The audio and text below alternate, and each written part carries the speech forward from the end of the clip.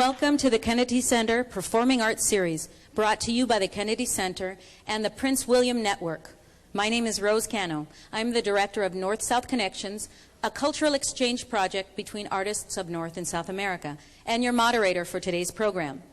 The piece you just heard was Adiós Pueblo de Ayacucho, a traditional song referring to a region in the central southern Andes of Peru.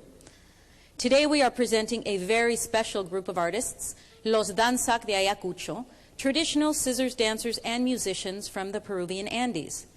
They are here with us as a part of the Kennedy Center's ongoing Americartes Festival, a celebration of the arts and culture of Latin America. Peru is located on the Pacific coast of South America, the Andes mountain range, home of the llamas, alpacas, and vicuñas, split the continent vertically, running from the northern tip to the southern tip of the continent. Most of the people of the Peruvian Andes speak Quechua, an ancient native language spread throughout the Andes by the Inca culture. The traditional scissors dance is mainly practiced in rural villages of three regions of the Peruvian Andes: Huancavelica, Ayacucho, and Arequipa La Unión. This group we are representing today, Los Danzantes de Ayacucho, as their name states, are from the province of Ayacucho. Ayacucho is in the heart of the ancient Chanca region, a strong culture that thrived before the Incas came to power. The Chancas are a proud people who fiercely resisted the domination of the Incas, as well as the Spaniards. Catholicism, the religion of the Spaniards, tried to stamp out the Andean religion and culture. So, to the dancer, the scissors dance represents the cultural survival since the 500 years of the Spanish conquest, and is a testimony of the continuing presence of the Chanca culture. Before we introduce the dancers, I would like to introduce our musicians. Andrés Lares on Andean violin, and Gregorio Condori on Andean harp.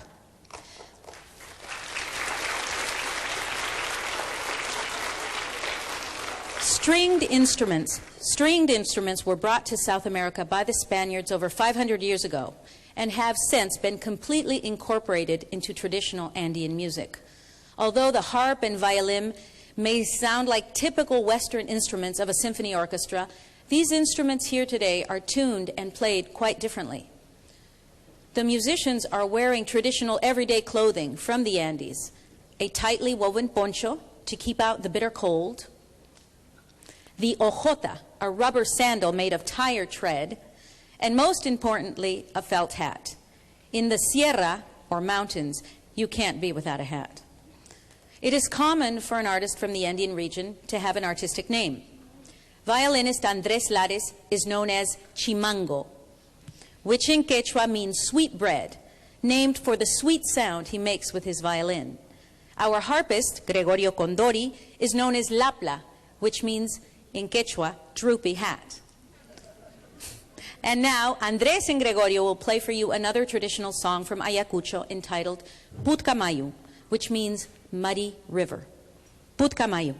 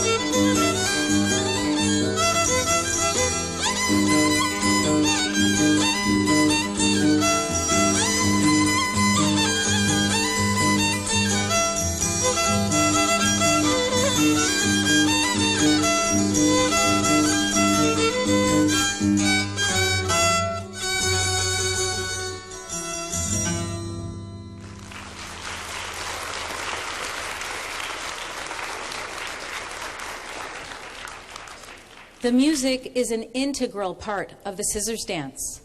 The harp, as you can see, is a mobile instrument. It can be played upside down, so it is turned upside down and tied directly to the harpist in order to be able to travel from village to village. So it is played two different ways. A harpist may have to walk for several days. Traditionally, each dancer would have his own harpist and violinist. Today, the dancers will share the musicians. The scissors dance gets its name from the large 2-pound instrument that the dancer carries at all times in his right hand.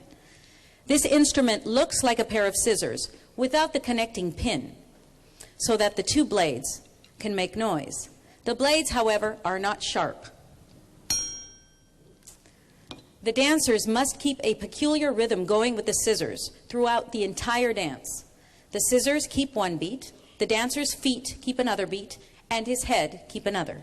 True coordination. The scissors dance, or danza de tijeras, is a fierce one-on-one competition between two dancers. This is a test of agility, strength, wit, imagination, and endurance. Each dancer tries to outdo the other with fancier and fancier steps. And in the villages of the Andes, the dance usually lasts 5 to 7 days. The dancers only stopping to eat, no sleep. Today we will condense the dance for you down to about 30 minutes. At the end of the competition, it is the village, traditionally, who decides who the better dancer is. During colonial times, the Spanish believed that this dance was some sort of communication with the devil and forbade the dancing for centuries. In fact, the scissors dance almost disappeared about 80 years ago. Although the scissors dance has its roots and essence in Andean culture and religion, it was strongly influenced by the Spanish culture. Many people believe that the integration of the scissors themselves came from the Spanish influence. Before this, stones may have been used as the instrument. But mostly, this dance is for you, the pueblo. So if you see something you like, you can applaud, you can make noise, you can take sides.